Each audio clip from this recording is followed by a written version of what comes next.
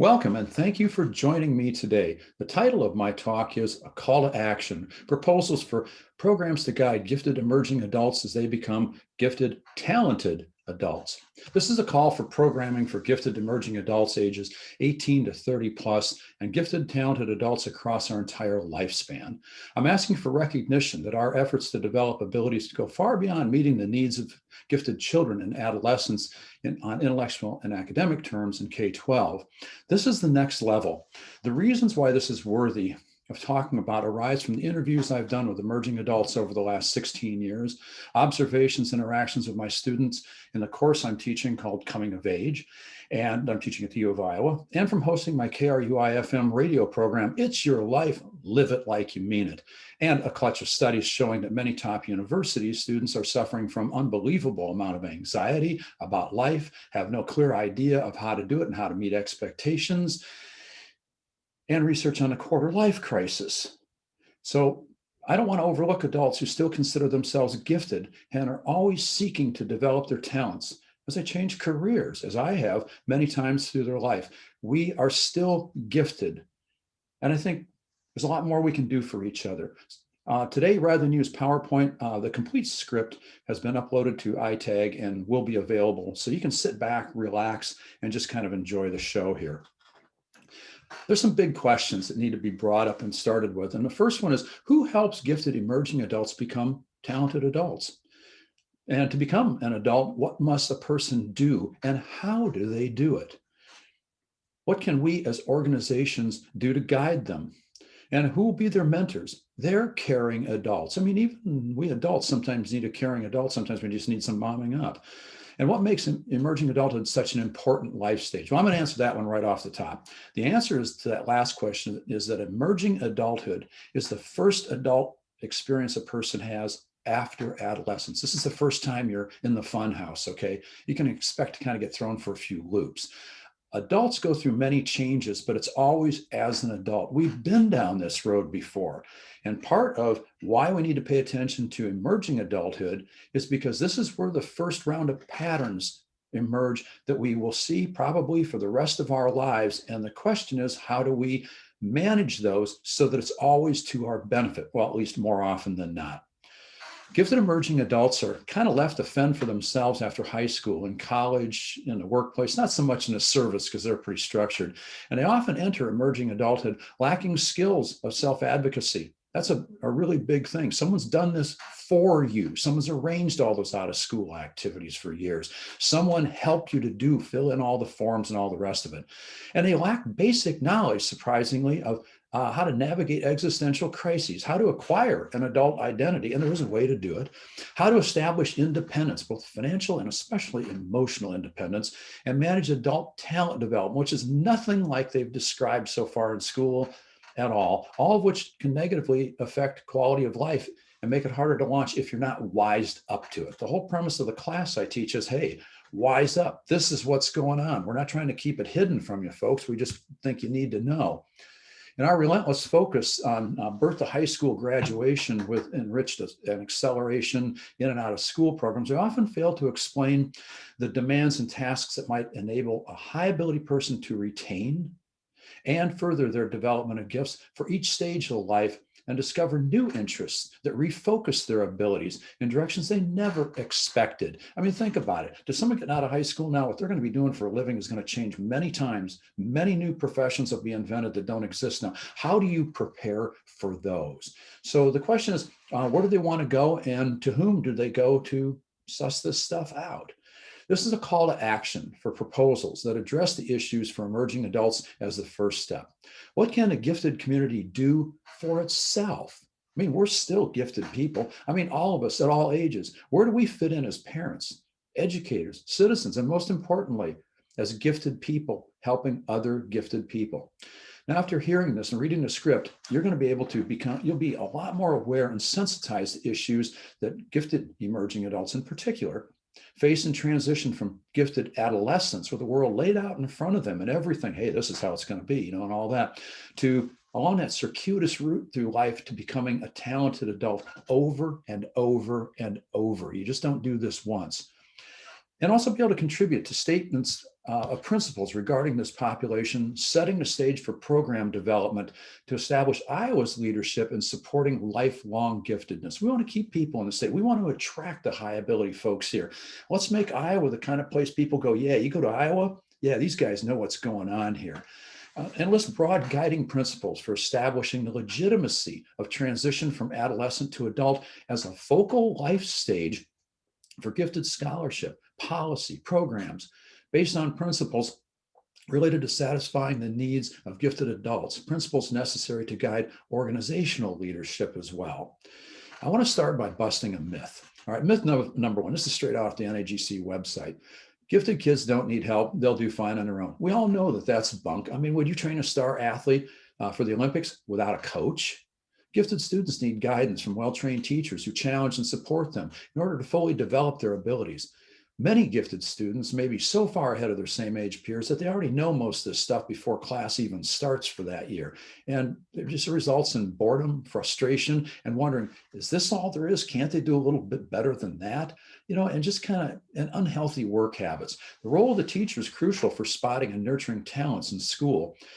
But here's the problem. That's only a little bit of your life. I mean, you sleep, you eat, you go out, you hang out, you do all kinds of things, you explore life. Your teachers only have so much influence. So why do we buy the myth that as soon as a kid graduates high school, they apparently no longer have a need or want a guide of any kind, okay? And don't need a mentor or a parent that wants to get on with their lives and helps shape a new adult-adult relationship. And that's a crucial thing. Some say that's when their troubles really begin. And trouble, you ask, like what? Well, here's a couple of examples. Learning how to reasonably figure out what a risk is and how to take it, okay? Where and under what circumstances do they ever learn to take risks? I mean, everything's padded. Even the playground, you fall off something, it bounces, okay? We have to really think about this. And being on your own recognizance, I mean, think about that. After all those years of someone watching over you, and legally they have to be concerned, all of a sudden you're on your own. Our kids have been subject to electronic leashes from the very beginning, all right, starting with eavesdropping on their sleep just to make sure they're okay. And that's, you know, there's a legitimacy to this, but also their play. All right, and all the way through college with smartphones, school portals, ways to micromanage people. Or the question is, have they learned how to manage themselves? That's why I talk about self-efficacy. So in order to understand the importance of today's objectives, I'm asking you to think back on your 20s. I know sometimes I go, God, did I really do that? Some things are cringeworthy, believe me.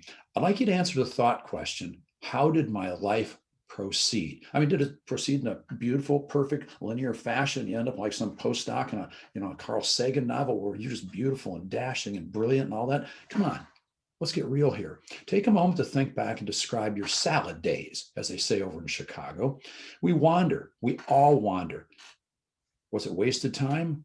Or is all that wandering necessary for something we can't quite put our fingers on? And I'll give you a couple of examples of that. And I'm going to start, I'll briefly describe the path I took and what drove decisions I made as I discovered who I was. What did I want out of life when I was 21, 31, 41? At each of those markers, my objectives and my goals and my ambitions, my knowledge and my willingness was very different. By 41, there wasn't much you could put past me because I'd already been down most of those roads. At 21, I was busting loose just to get out of college and pick up a surfboard in SoCal and get on with it. Okay. And after all of that, what I've gotten out of life, what would I consider not doing over? Precious few things, as it turns out. Now it's not a question of what do I want out of my life, though it's still a good question. I look at it and go, well, what have I gotten out of my life? And I'm pretty happy about it, to be honest. My life was a process of discovery and certainly not a linear path. My first art show, I was 9.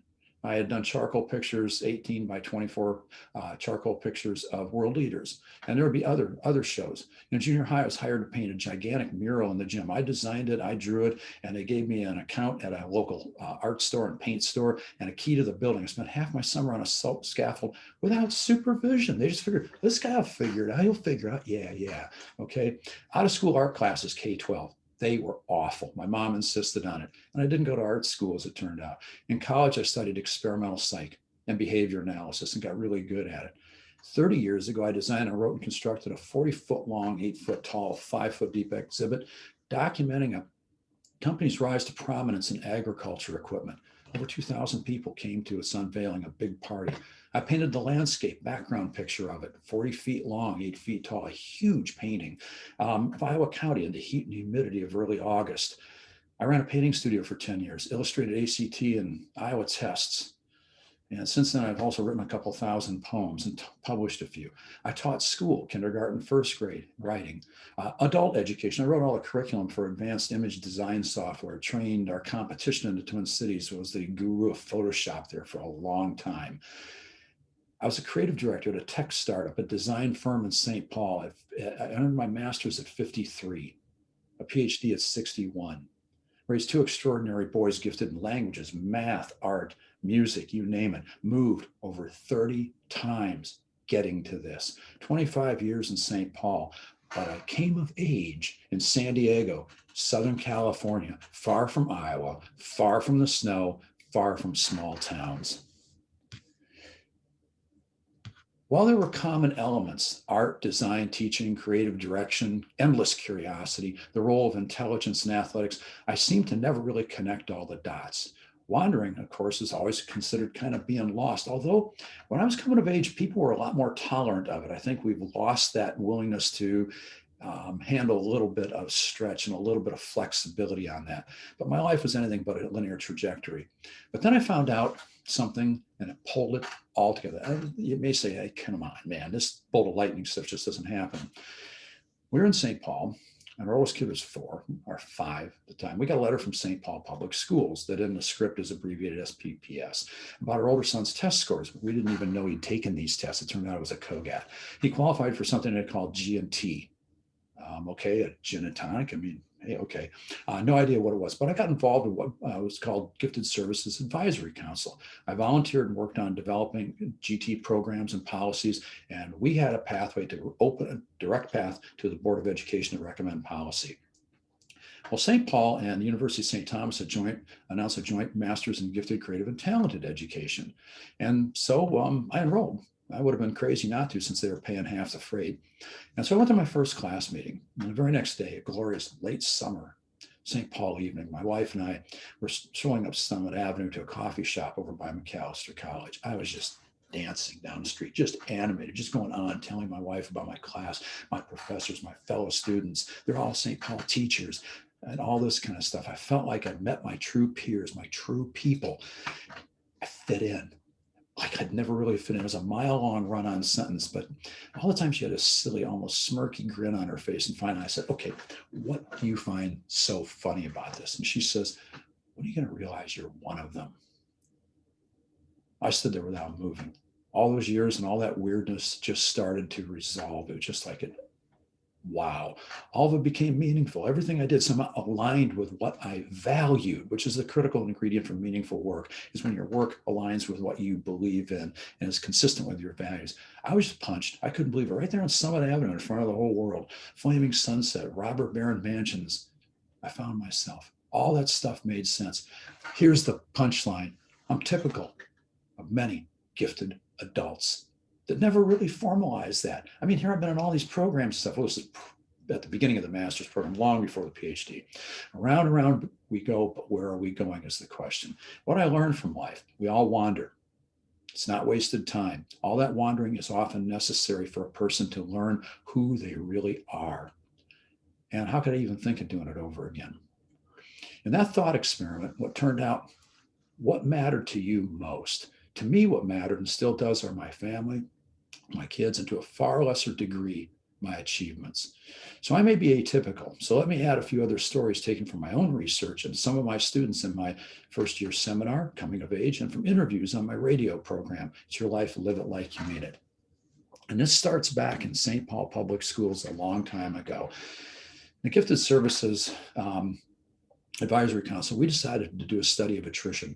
Why, when we identify 18% of the kids in elementary school to receive some level of gifted services, they disappeared into a cohort of about 3% of the student body by the time they graduate. I mean, we should have just given an IQ test in second grade and been done with the whole thing, right? So the Board of Ed agreed to fund a longitudinal study starting with that year, sixth grade kids and going out 5 years past high school, and hit them with surveys every year.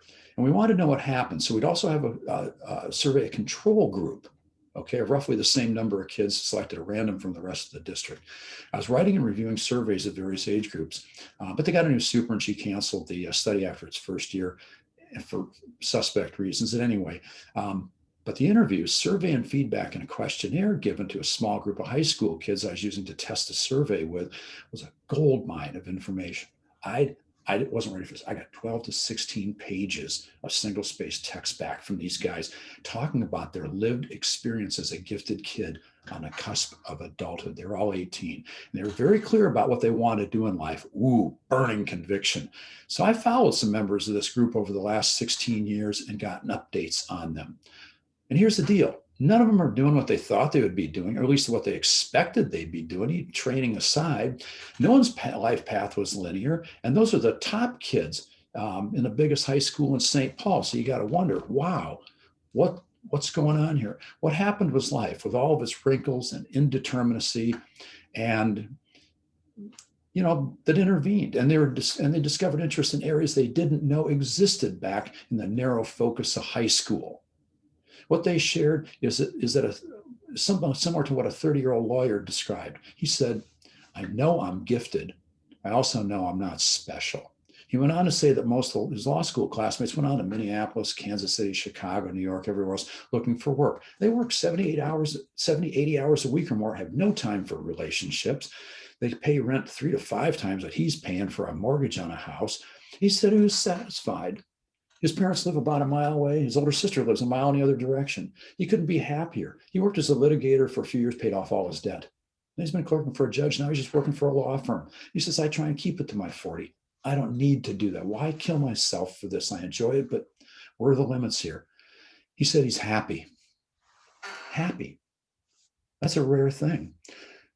All the people I've talked to, and parents expected that they would do amazing things. But first they had to decide what they valued and how that figured into their identity. None of them had the benefit of a mentor beyond parents who related to them as adults. Like all of us, they just figured it out as they went. And I'm saying that it's kind of necessary in certain respects. It's also insufficient. We can do more. I'd like to mention Jack and Derek, a study I did.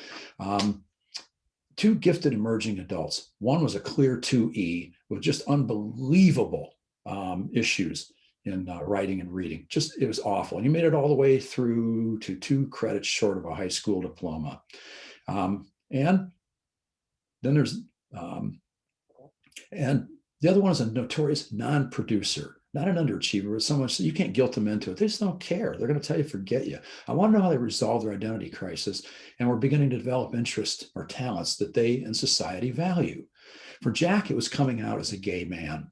Jay found first his reference groups online, but then he convinced his folks that if they would pay for a degree from an art school out in San Francisco, he'd move back, he'd complete the thing and get on with his life. San Francisco, it's a different story for gay men. It's a widely accepted. It's not a problem like he was in the city he was living in. He wanted to accept himself and had a very hard time getting to that. For Derek, he was realizing that being a hardcore motorcyclist is insufficient, but building custom bikes, some from scratch, was a great way to capitalize on his incredible mechanical gifts that they never tested for. He didn't know that you could formally say, hey, dude, you are just simply off the charts amazing in this kind of stuff. All right. And then I did a study of a bunch of MFA writers. This was curious too. They were all breaking away from home. Graduate school was in the future and undergraduate was in the past. And they were discovering their real sense of self and getting it in register with their idealized self. Here's your real self. Here's your idealized self. If they're like this, kind of disjunctive, who are you? What's your identity? But when they come in to register like this, it's more powerful. It develops a durable sense of who you are. And that was a really, really important thing, because the most important to this group, though, was finding their voices. And the most important path to talent realization for this group. But here's kind of the iron rule. You can't express an authentic voice if someone else is paying the freight and you don't yet know who you are or what you want out of life. Those are first questions. And they always come back to bite people who happen to suffer through a quarter life crisis. And then there's another kind of moment, like I've been tracking this one group of people for a number of years. Well, about 5 years ago, I call it the Abu Dhabi dinner party and follow-up. About a few years ago, it was 5 years ago, almost 6 now. I went to visit our younger son at his college over winter break. He was going to NYU's global campus in Abu Dhabi. There we reconnected with some of his classmates. They're all seniors, okay? And there's only 132 in his class. We went to supper at some Ethiopian restaurant with these guys. Actually, I think our son was doing a J term in Oman. For 3 hours, these guys held forth. And like the earlier group at the end of high school, they told us what they're going to do to change the world. Oh my goodness, their convictions were on fire. They were contagious. This most intense and satisfying session where they went on. They knew that they could take the world on. The whole purpose of that program was to train a cohort of people to step up on the world stage. I mean, I was blown away. I'm in the process of interviewing all of them. So far, 5 years later, life has been highly varied. Here's a sample. Maggie from New Zealand had to chill in Mexico City awaiting a visa to get to attend Harvard Law School, wherein there were interpersonal problems right away, but finally she got through it. She's working as a lawyer in New York, and last I heard, she was doing okay. There's Alana, who was living in Melbourne, Australia, who's still trying to figure out what she wants out of life. Things haven't quite settled in yet.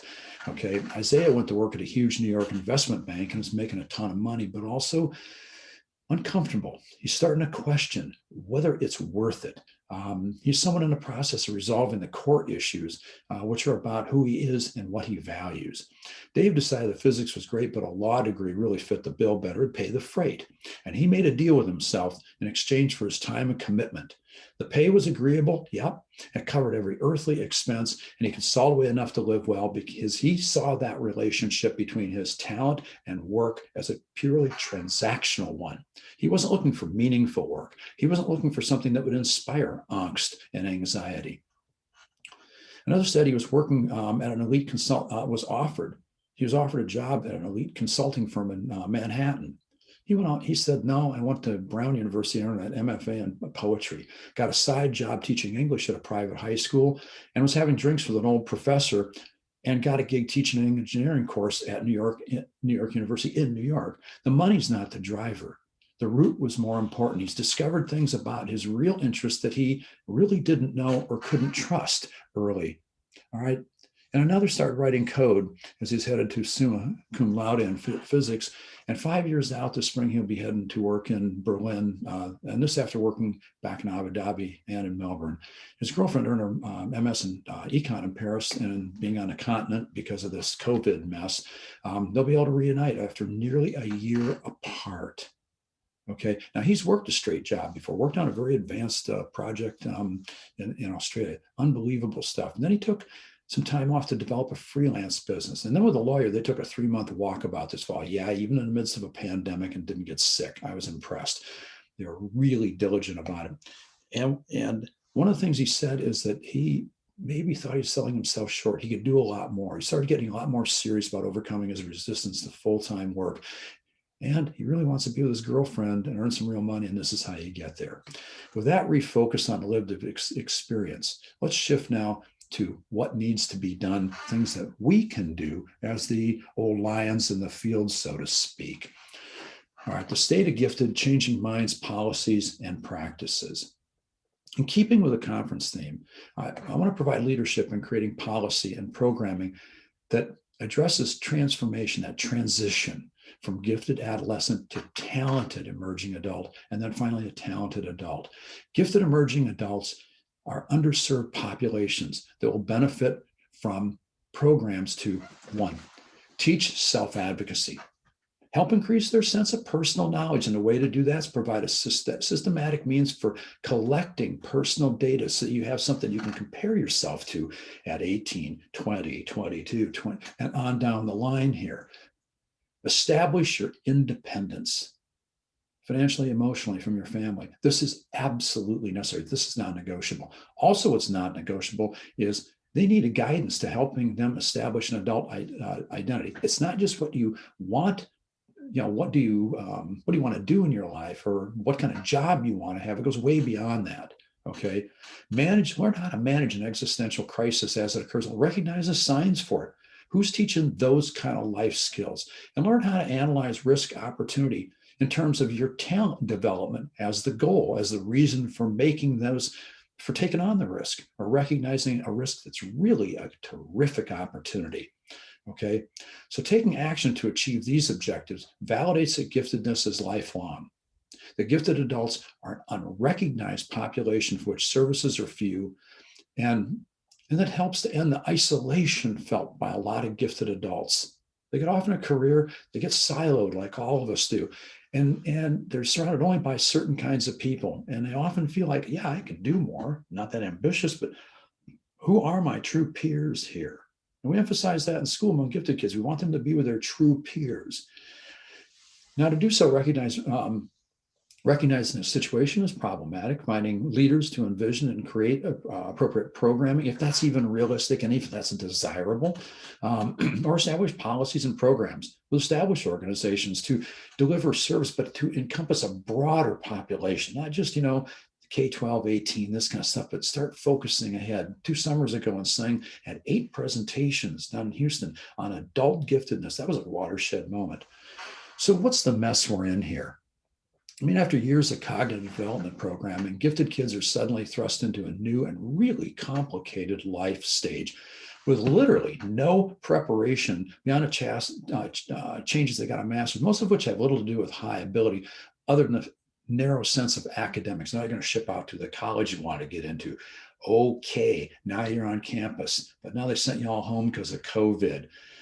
This kind of stuff. And high ability permeates our whole sense of who we are. So we have to deal with that. And it's not just on the academic side of things. So think about it.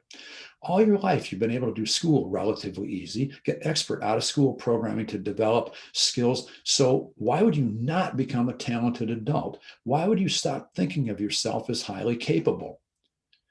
Well, but what if that actually is the big underlying risk? You stop believing in yourself because you have trouble with mastering the non-cognitive demands of relationships, money management, emotional development, the quotidian aspects of life, not to mention the more formal things that you run into in the workplace. And so many people undervalue themselves. They do sell themselves short. They're afraid they might be successful. So here's another thought question. What's the difference between risk assessment and assessing opportunity? Okay. This is the kind of question that is very hard to even think about without general experience in the world. Gifted emerging adults have few to no guides from which to learn how to acquire an adult identity, establish independence. How do I go about this? At what point do I say, Mom, you can't keep click and hang up the phone on her? Not because you're angry at her, but because can I just make that decision and risk the failure that may go with it? Because it's my judgment now that counts, not yours. I appreciate it, but at some point, I got to get out there, okay? That independence from their families, anticipate and deal with the existential crises of identity. This existential crisis in your mid-20s has been going on forever, okay? This isn't anything new. The quarter life crisis is just another way of talking about it. It's also a good internet meme, but it's also a real thing. There are people that suffer from this. It may take a year for this to resolve, a year where they feel like, man, I just went off the rails, realizing that when they come out of it, at the end of it, they finally are positioning themselves for some true growth here, okay? And that's the biggest thing. So where will a gifted emerging adult find someone to trust and from whom they can learn how to assess risk and opportunity? It may come from places you can't anticipate. When I started working as a creative director at this place in St. Paul, it was a tech startup. Okay, we were changing how people published everything. And the guy that ran the place has started 28 successful businesses. I learned a lot from him, even though I wasn't even thinking about it at the time. It really infused itself in how I evaluate or the reality of an opportunity versus just vapor, this kind of stuff. Who do you talk with on a regular basis? And do you talk about this kind of stuff? And the people I was talking to back in Abu Dhabi, they have stayed in touch with each other since then, all during the years there and since, to talk about this stuff. Many don't have a primary social reference group, friends who accept them how they are, with whom they have a running conversation about their progress in life and help in evaluating situations that arise in love, work, money, politics, in the full richness of adult life, something that's not even possible to engage in as an adolescent. I mean, you may be an adolescent with one great big thing. You're real smart and you've been rewarded for it and you've gotten better opportunities. But the rest of your life didn't get the attention because all your attention was focused on that. Okay. So how do we help them? All right.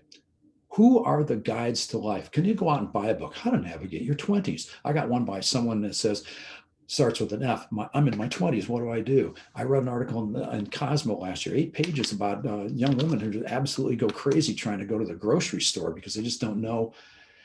They haven't figured out menus. They haven't figured out food. Can I just do carry out? Yeah, you can do carry out, but carry out's expensive. I mean, this kind of thing. So in the original scheme for this session, what I was going to have was it was going to be live. Form groups to invent principles for living that enable gifted emerging adults to master the tasks and skills needed for adult identity, independence, and adult behavioral expectations, and argue for the legitimacy of need for gifted emerging adult life stage programs, recognize and describe issues affecting transition that distinguishes adolescent from adult identity, create actionable strategies for posing and answering the questions, the big 3 questions.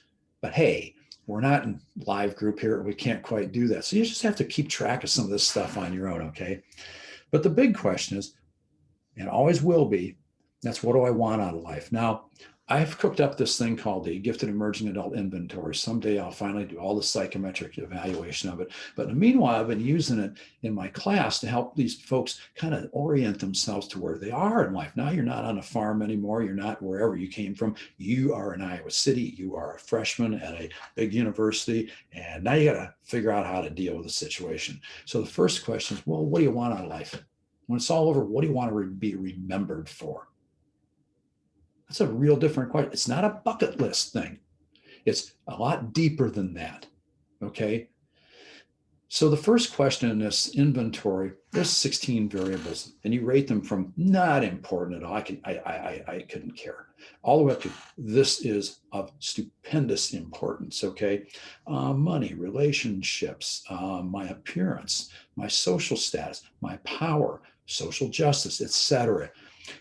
And the idea is you complete this when you're 18 and do it again when you're 20 and 22 and watch how that profile changes over time to give you a better idea of how your sense of convictions are evolving.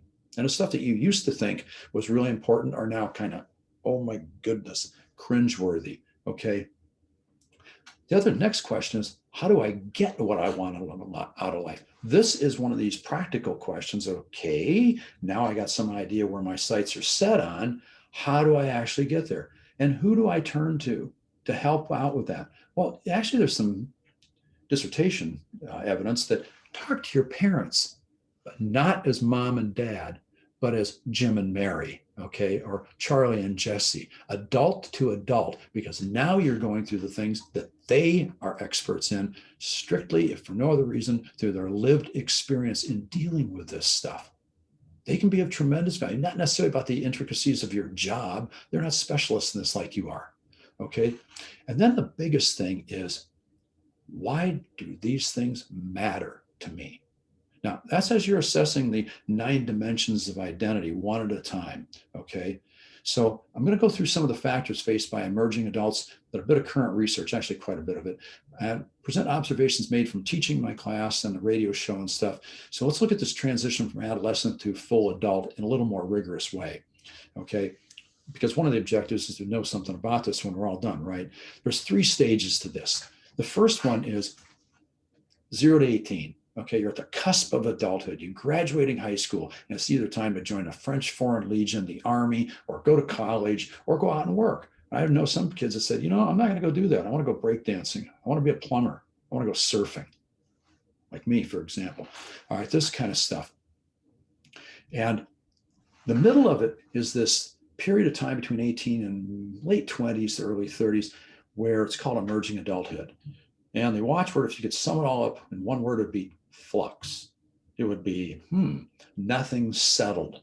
And then there's that next stage you get to where, gee, now you kind of look and act and behave like an adult. You're probably married, you maybe even have a family, you got a mortgage, you buy a house, you own a car, all this kind of stuff. You get to a regular job every day and you go, wait, how did I get here? And you go, wait a minute, I'm happy I'm here.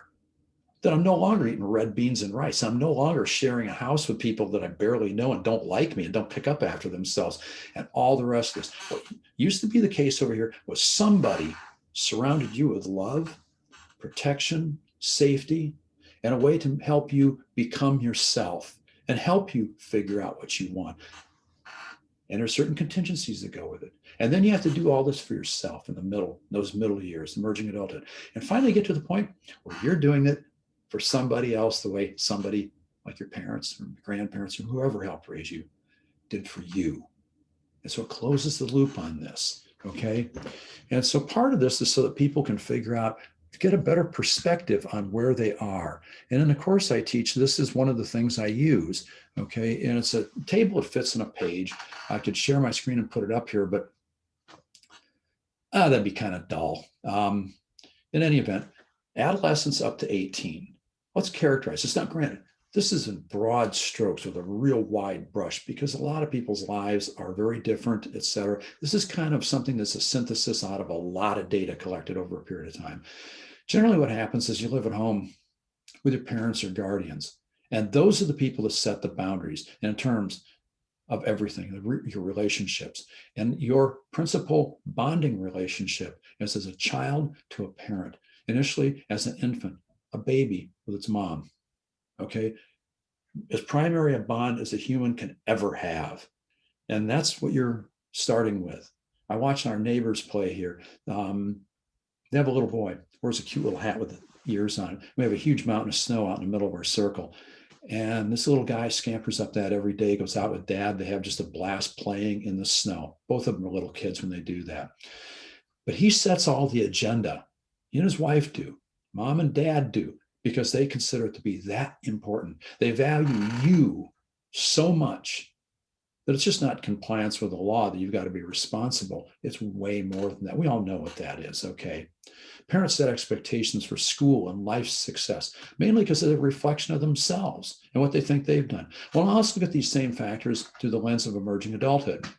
Now, you move away to college, and then at some point you move back home and you go, it's the last place I want to be. So you move again. Then you go back to college and you move into a different place. First was a dorm, then an apartment, and then maybe a house with a couple of your friends. Wow, man, now you got it all sussed, right? But they're transitory. Nothing's fixed, nothing's chiseled in stone, okay? That's just the way it is. Now, you may live alone or with peers, and like I said, in shifting arrangements. It's musical chairs practically. And you move often, seeking a good place to achieve your goals. I couldn't work there. It was too noisy. One was a slob. It just drove me nuts. And you didn't have the skills to negotiate that situation. So you got with different people where you could actually figure that out. People that 25, 30 years later are the people you still get together with every New Year's or 3 or 4 times in a year, or even more than that, because they're the people that mean the most. They are your social reference group. But here's the catch. Where before someone set the boundaries for you, now it's on you. One of the people in a study of MFA writers told me, she says she was broke, she didn't feel well, she was alone in a foreign kind of place in a different state, all alone, and she was scared to death and also exhilarated because now she says, it was on me. Now you can take that two ways. Oh, it's on me, it's crushing. Or, oh, it's on me to do this now. She took it the right way. Okay, you got to set your own boundaries. You can't get drunk 5 nights out of the week anymore and expect to show up for class. And acing it on raw brains doesn't cut it when the boss says your analysis was flawed or you blew it, this kind of stuff. And parental relationships, they can become distant. I know that when I moved to San Diego, my mom refused to acknowledge my girlfriend, someone I've been living with. And so I just basically didn't answer her letters or pick up the phone for a couple of years. Okay. Now, eventually become adult. And that's a really good thing because your parents do love you no matter how old you are. As a matter of fact, it's like Indiana Jones said on that Zeppelin out of Germany to young Indy, you left just as you were getting interesting. A lot of us can say, I was sitting in the theater with my dad next to me when that scene played out. He just looked at me and started laughing. Okay, Dad. Now, full adulthood, circumstances are a lot more stable because they're increasingly intentional. You decided to do exactly this. Now, you don't know what's going to take you. You don't know what the outcome is going to be, but you're willing to get on it because enough things are how should I say, consonant with your values, that you say it's worth the risk. It's also sustainable. You've got the money, you've got the interest, you've got the motivation to keep feeding that because you realize it's a good thing. And you remain in that place for an extended period of time. You may be there 4 or 5, 10 years. And we stayed in one place for 22 years, and we found an acceptable place where you can achieve your goals and let your goals evolve along with you. You establish routines for work and daily living and living with someone else, and you discover something. The fear of keeping all the balls in the air. A lot of people as emerging adults feel like they're jugglers, and there's their bowling balls and butcher knives, and they're trying to do this, and they're going, by the time you get to your early 30s, you can do it one-handed because you've realized all those balls have anti-gravity devices built into them. When you don't need to pay attention to them, you don't need to juggle them. They'll stay right up there. Believe me, you need to pay attention, you'll need to pay attention when the time comes. But just to juggle, you don't have to do it that way. That's when you know you're an adult. That may be 26 when you figure that out too. There's nothing that says, well, you got to be 30 first. It used to say, don't trust anyone over 30, but I'm getting off track. This is where you not only set your own boundaries, but your own expectations. Now, people who have studied this anxiety business and quarter life crisis often find that a person is trying to live out somebody else's expectations, or they're dealing with something that is really an entitlement. That can monkey with the best laid plans or the lack of plans that can prevent them. And it doesn't tell you about how one goes acquire an identity, and I'll get to that just briefly in just a minute. So partially realized expectations that are often overwhelming, impossible to achieve, just unrealistic. But by the time you become an adult, you realize that the expectations, kind of like that real and idealized self, now are in register. You live in the world of what is possible with manageable expectations, and you set goals and you have better realistic expectations of others. Your parents finally back off a little bit too. There's other characteristic. You're in school full time when you're a kid. Emerging adult, you may be in and out of school.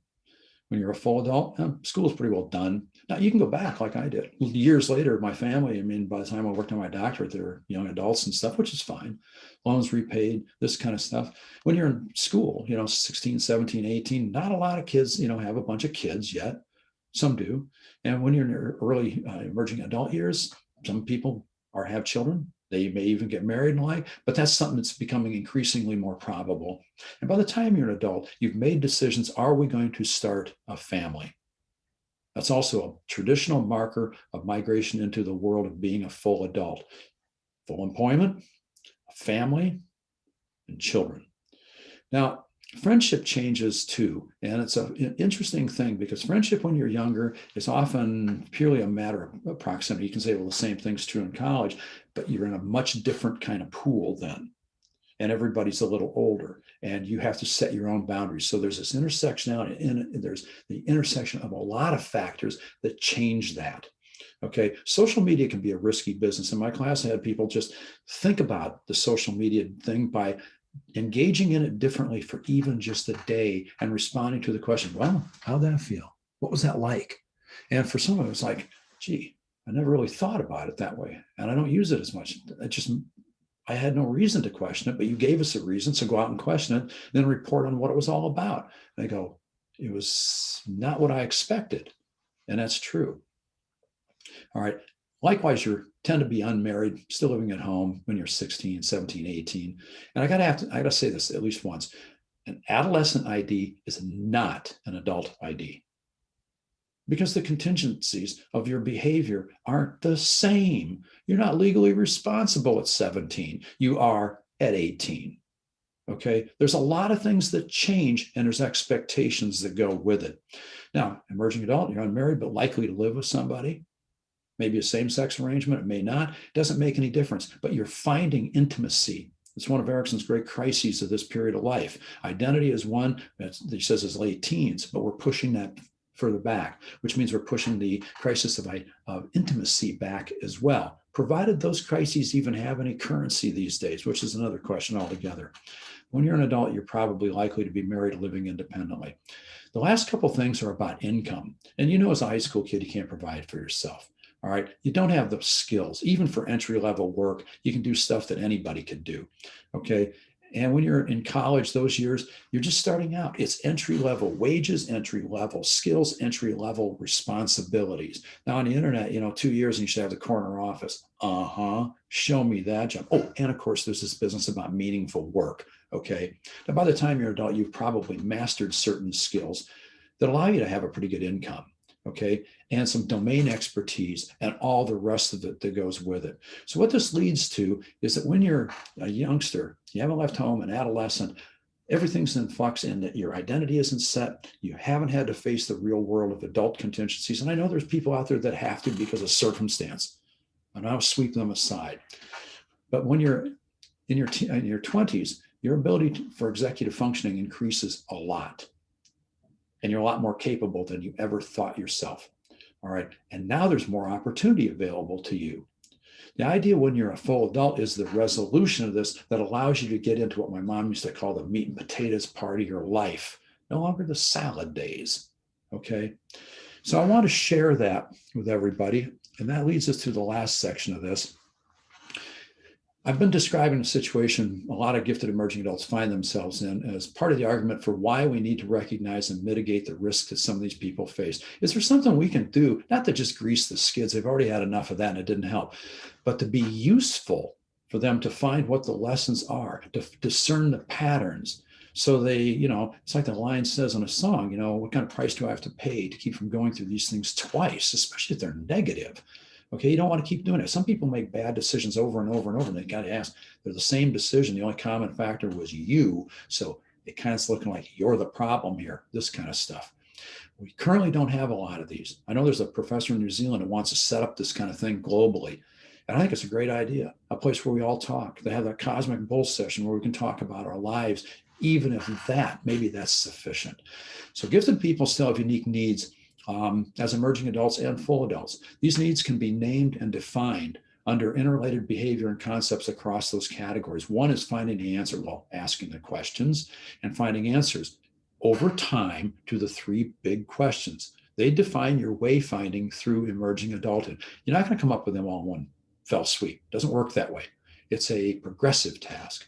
And acquiring an adult identity. Now, here's some of the things that go with it. You have to identify what the issues are: clarity of purpose, self-knowledge, this kind of stuff. The concepts involved: identity is durable, pervasive, flexible, a frame of reference for all spheres of life. Facts: there's 9 factors, 9 dimensions of adult identity. Ability, gender, sexuality, politics, religion, vocation, friendship, family, your racial identity, and values. That's a lot to master. No wonder this takes a lot of time, okay? Relationships. If you've ever been in 1 or 2 or 3, short or long term, you know that you got to learn a whole nother set of skills that they don't teach in school. And SMART doesn't necessarily give you any edge on this kind of stuff, okay? The process of defining and developing an ID kind of works like this.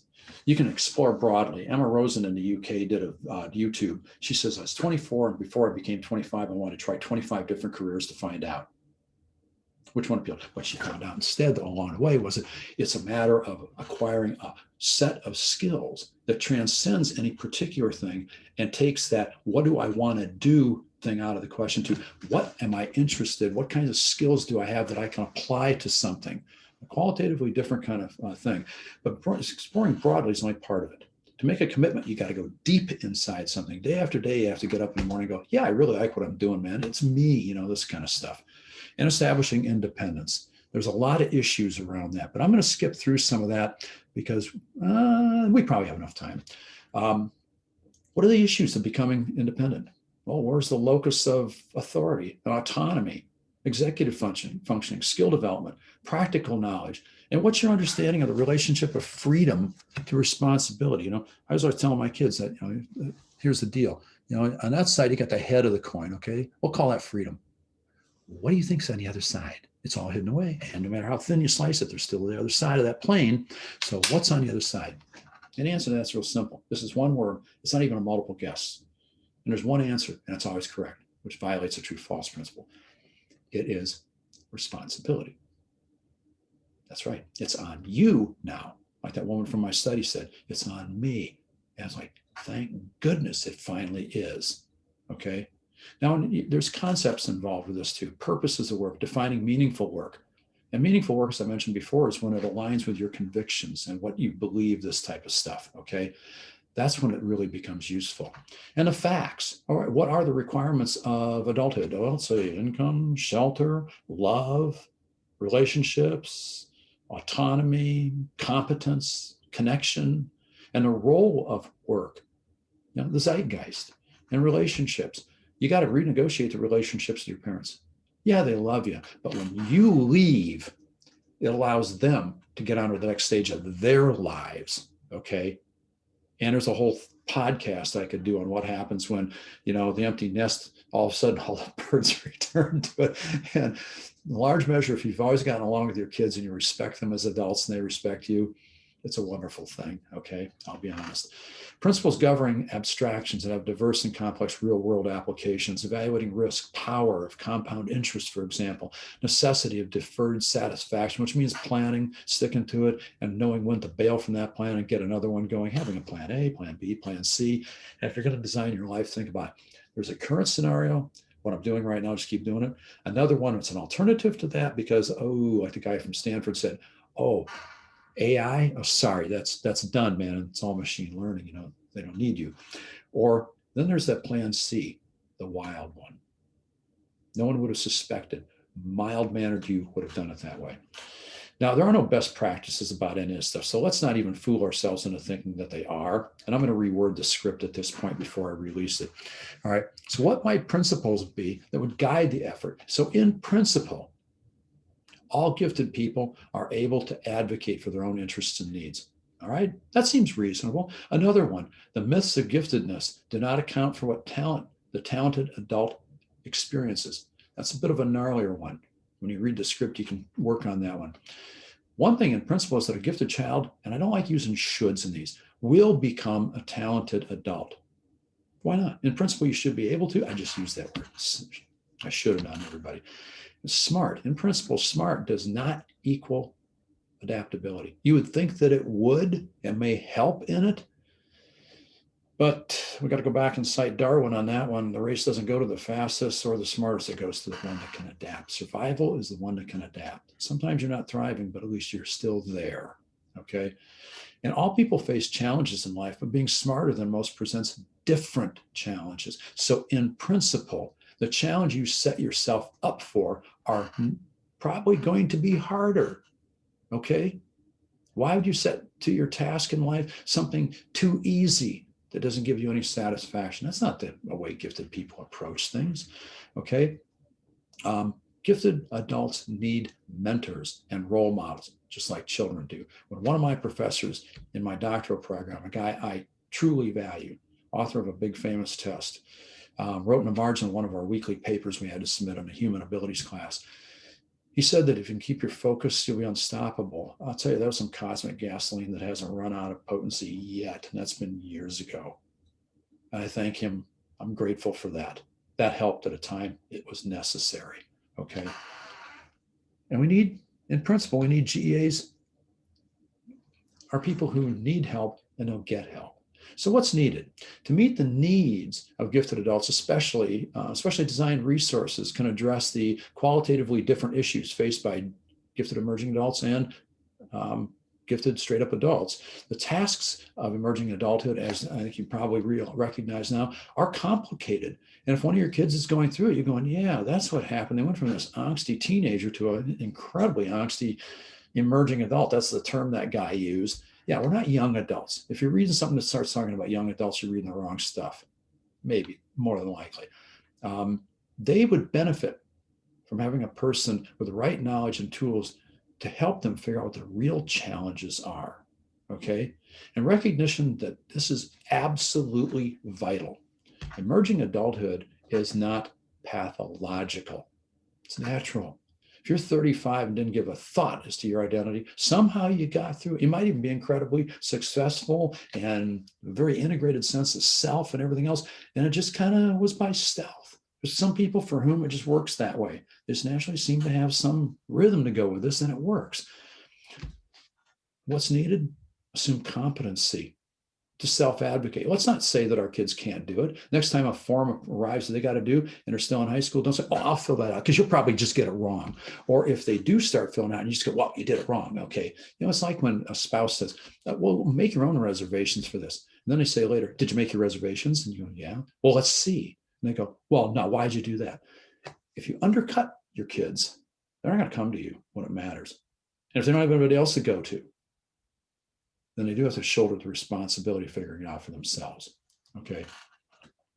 So the programs, the low-hanging fruit from all this tree I'm inventing, this mythical thought experiment here, is we need programs that teach adult identity awareness and what the process is, okay? And that you can, to use these example of these two professors at Stanford that teach a design class called Designing Your Life, or something like that, you can apply the principles of design used for industrial processes and all kinds of things, designing an identity, all in corporate world. You can apply these same principles to designing your life. So you can have an option A and a B and a C and evaluate them. If A doesn't work, it's gone. Go to B. If B doesn't work, go to C. All the way down to little cat Z, okay? There's something under his hat, and you got to live with it. Self-advocacy. Where do we teach our kids to advocate for themselves? It's an open question. All right. Do they ever have to face the other side of that coin that says you're responsible? Personal knowledge, collected and interpreted data equals information. And once information can be, again, filtered, again, it actually becomes knowledge. And self-knowledge is really important. But how do we prepare people to teach it? It's hit or miss. But if they had a systematic way of doing it, that's why I invented this inventory, because it covers all the variables in one place. I saw a presentation a while ago. A guy basically said, read this stack of books, then you'll know everything you need to know. No one's going to read the stack of books, especially some 20-something. But you give them a short enough inventory that's detailed enough, they can go, oh, wow. And then compare it to even 6 months later, when they got wised up into freshmen in college, they go, oh, different game. It's their little personal cheat sheet, their box score. So they don't just pat themselves on the back for achieving nothing. They achieve something that really matters. How to manage an existential crisis. Years ago, I was suffering from a terrible depression, and I did cognitive behavioral therapy, where I learned specific techniques for taking apart those repetitive, redundant, ever downwardly spiraling kinds of self-thoughts. Being able to take them apart enabled me to recognize these signs at the earliest stage. You want to avoid existential crises that understand what they're about and learn to use some mental tools to do something about it. Hoping, praying, they don't work, okay? What you need is something specific that's based on science on how to actually arrest this before it gets out of control. And risk analysis and the life skills that go with it. What to look for in a lease when you rent a place, all right? And how to set up the network in your house, all kinds of things. What do you do about your car that doesn't run before you get fleeced by somebody? This kind of stuff. So it's consistent with aspirational goals and content programs serving the larger TAG community in Iowa. All right, and by inclusion of this subpopulation, we begin to remove age as a barrier to service and programming for all gifted and talented people, okay, across their entire lives. And this works in both directions. You can be a mentor for others just as they were for you. So who can design these kind of programs? ITAG, NAGC, SANG, but it requires all of us decide that we want to set up a special interest group and then move that into the mainstream and say, it's time we looked at ourselves, not just the people who go to these conventions and conferences, but all the other gifted adults out there that, like me, didn't really understand that that was kind of the one thing that brought it all together, was that realization. Okay, now, I know this is a ton of information, and I'm going to give you my email address. So if you want to talk about it, I'm more than happy to, and I'll answer anybody. That's tom.schaff@gmail.com. And you spell my last name, SHAFF, as in Fabulous Freddy. Time's just about out here. They'll have a full script of this. It'll vary a little bit where I ad lib, but basically that's about it. I really enjoyed having you here, even though I can't see you. I don't know who you are because I'm recording this in January, and hope that this has some positive effect on your understanding of being a gifted person. Thank you very much.